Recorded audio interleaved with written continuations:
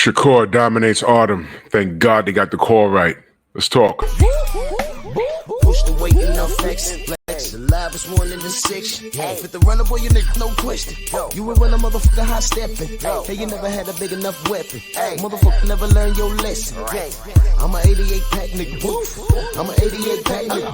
I mean, day walker, drink blood, fangs out, full moon, motherfucker change like a hoe. I'm just a nigga from the hood trying to stack a little cheddar for the money. Drew Titan, Bronx on deck. Shout out to the mighty LDBC. Just got done watching the Shakur Stevenson versus Artem Harutyunyan. And I'm just gonna call him Artem because I can't pronounce this German fella's last name. After being completely nervous due to the fight before, the absolute robbery, Shakur Foster versus Robson Fonseca, and it made me nervous because this is Shakur's last fight with Top Rank, I believe. Zepeda won over there on DAZN, and Oscar shows interest in putting Shakur in the ring with Zepeda. I think Shakur absolutely washes him, but let's get to this fight. Round 1, it was a feeler. Round 2, Shakur downloaded the data. Round 3 on, it was a wash for me. First 2 rounds was toss-ups. From rounds 3 all the way to the end of the fight, Artem couldn't do anything with Shakur, and Shakur wasn't running. He was in the pocket. He was moving around. The Philly shell was on point, picking off shots. The defense was really, really good. The defense was really, really good. Artem is one of those jittery fighters, jumping around, pumping, faking, and Shakur didn't move. He didn't blink an eye, and he imposed as well. I like how he walked him down in spots towards the middle of the fight. If he had a performance like he did in his last fight, they, no doubt in my mind, they were looking for that, and they were probably gonna steal this fight from this young man. But he didn't. He worked the body and was able to slow Artem down. Artem was complaining a lot about low blows. They were on the belt line. That's not for us to call, it's for the referee to call. But Shakur had a really, really good performance. Now, let's talk about the crowd. I said this a while ago. F the crowd, fight your fight. And that's just what Shakur did. But let me tell you how messed up. All right, I unmuted once I was comfortable because I was nervous based off of the co-main event with Shakur Foster. When I felt that Shakur was comfortable and I knew he was going to win outside of something crazy happening, sometimes I unmute the TV to listen to what's being said. Let me tell you something, man. Tim Bradley, something else, bro. I gotta believe that ESPN told their former fighter / professional boxing analyst, I gotta believe that they told him, you gotta put some verbal pressure on Shakur. When I say verbal pressure, I mean play influence on the people watching at home. He was like saying that Shakur really needs to go balls to the wall and just go for the knockout. You know what? He's a champion. And Artem is trying to take the fight. He's trying to take the belt. Shakur was well ahead and very comfortable. And I forgot what round it was, but when they asked what was his corner saying, his corner just told him, you're not going to win on points. Abandon that. You're going to win this fight off of heart. And it got to the point where strategy went out the window. He couldn't, skill for skill, Shakur was light years ahead of this man. So he was just trying to figure out a way to hit Shakur, and he just never did it. Let me tell you how messed up ESPN is.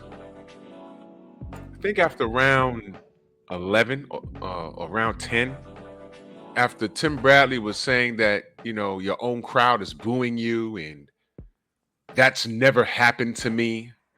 Not my home crowd. That's never happened to me. And I'm like, wow, Tim. I remember when you had an opportunity to go to the PBC and fight Floyd possibly, and go to ESPN or Top Rank and fight Manny. You chose to go in the direction of Manny, Tim. And you beat Manny the first time, and no one appreciated it.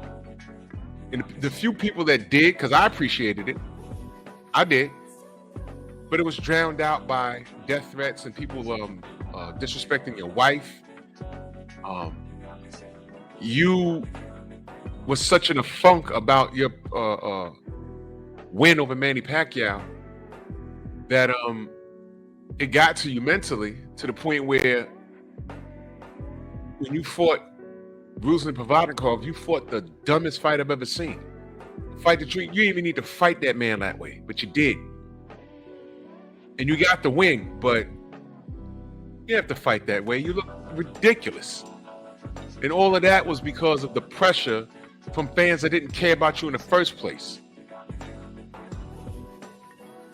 And you let that alter you going into your next fight. It's ridiculous. Now, Shakur has never done that. Thank God he never done that. So what you want, Tim? You want him to beat you in that ring? No. Skill for skill, he's better than you, man. He's better than you. The one thing I would say about Shakur is, he's saying, I don't care what they say. I'm going to fight my fight. Now, tonight, after Oshaki Foster, I was concerned. Because I'm like, man, that was the warning shot right there. But they didn't, and they couldn't, because he was walking this guy down in spots. Artem was getting walked down. So Shakur didn't close the show. He's not a power puncher. Interesting. Shakur's not a power puncher. I don't hear anyone saying how he's pillow fist. I don't hear anyone saying that. But I digress.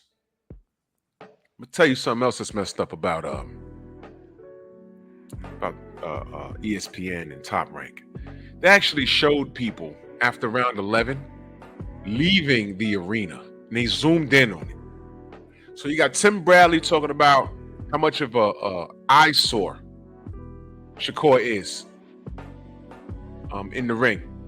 Then they show people leaving. He also said early in the fight, and I heard him say this, hey, I got my coffee. I think that was at the end of round 2 before I muted it. Round 1 or 2. I got my coffee. So I'm going to be up for this. Calling him boy and cutting this dude down. You see what I mean? There is no code, y'all. There is no code at all. Go back and listen to it. He says, I got my coffee. I said, why would he say that? I muted the TV and I'm just watching the fight. I said, all right, Shakur's walking him down in spots. He's standing in front of this guy. This guy's all jumpy and jittery, not landing nothing, complaining about low blows. Shakur hurt him about twice. But, he ain't got, power like a Tank Davis. He ain't got power like that. But no one's saying he's pillow fisted. Let me remind y'all. But defensively, he was so sound tonight. And usually he is. And now he ain't knock him out. Is anyone going to clown Shakur for that? You see what I mean? So when we say this is an organized attack against Devin, this is what we mean. But Shakur had a really good win. He did what he wanted to do with Artem. And I'm interested to see what's next. If it's Zepeda, it's going to be more of the same. But Zepeda's going to make Shakur work. I'll say that. He's going to make him work because that guy just knows one way, and that's forward.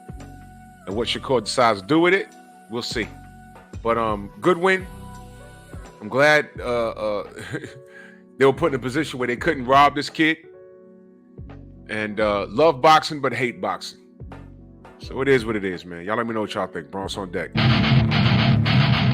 Move!